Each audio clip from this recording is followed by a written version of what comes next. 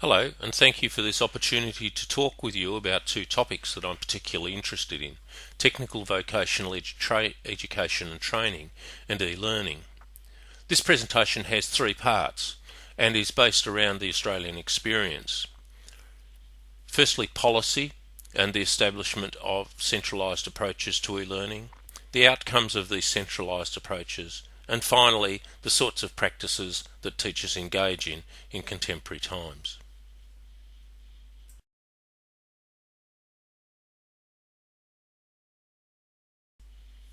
My name's Ian Robertson and I work at RMIT University in Melbourne, Australia.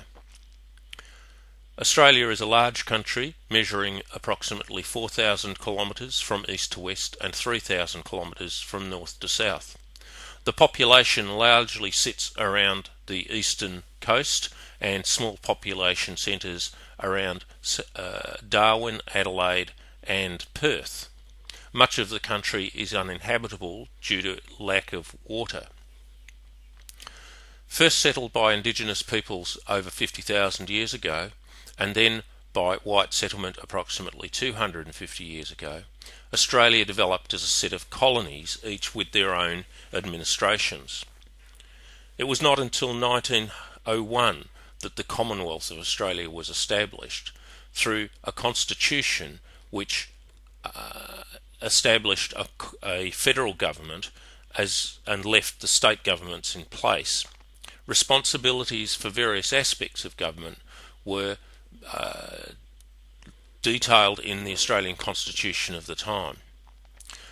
This is important as education was a responsibility that remained with the states, and therefore even until current day, the means through which the Commonwealth has influence on education is largely through a cooperative approach with the states and through the sorts of influences that the Commonwealth can have through funding agreements.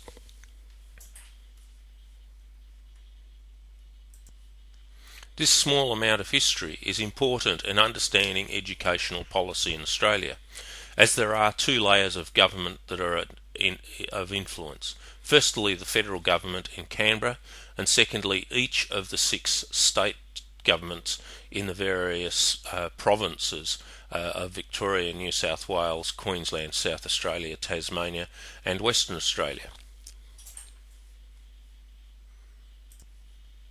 The history of vocational education and training in Australia stretches well back before 1987.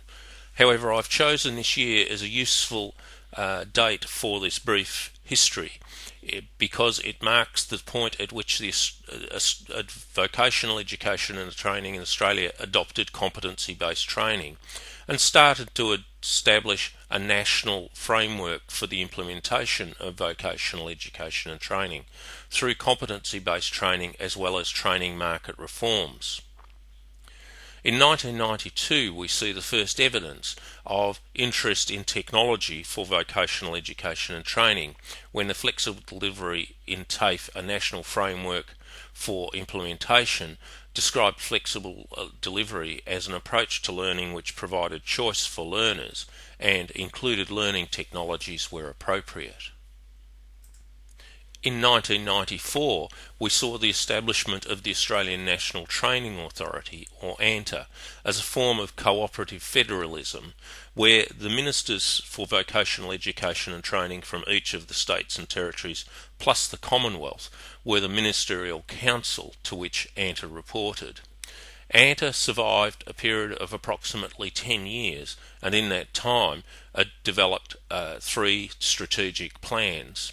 In 2004, ANTA was absorbed back into the Commonwealth Department for Employment, Education and Work Relations. In 1997, we saw the first national conference that looked specifically at the role of technology in vocational education and training in the form of networking. Networking was an online and face-to-face conference, and there were a number of these in the following years. 1999 saw the development of the Australian Flexible Learning Framework. This is a national centralised approach to supporting the use of technology in technical vocational education and training. The strategic plan for this initiative in 2000 stated that by 2004 Australia will be recognised as a global leader in applying new technologies to vocational education and training products and services. This framework, which survives to present day, at the time had a number of strategic initiatives. These related to creative, capable people, supporting technological infrastructure, the development of world-class online content, enabling policies and problem-solving regulation. This table provides a summary of expenditure from the period 2001 to 2005 and shows that Commonwealth expenditure on the Australian Flexible Learning Framework has varied between 17 million Australian in 2001 and 15 million in 2005.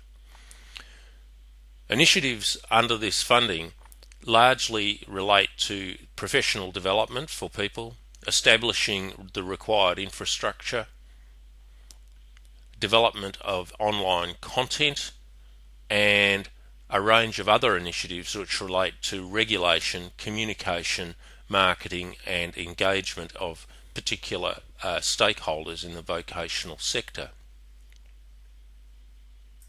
In Victoria, the province that I come from, the state government also supported these initiatives through the establishment of a TAFE virtual campus with the use of WebCT, and initiatives to support the implementation of e-learning within the institutions through funding of flexible learning managers who were responsible for marketing and development of plans, institutional plans and targets, a rollout of notebooks in 2001 and 2002, and associated professional development.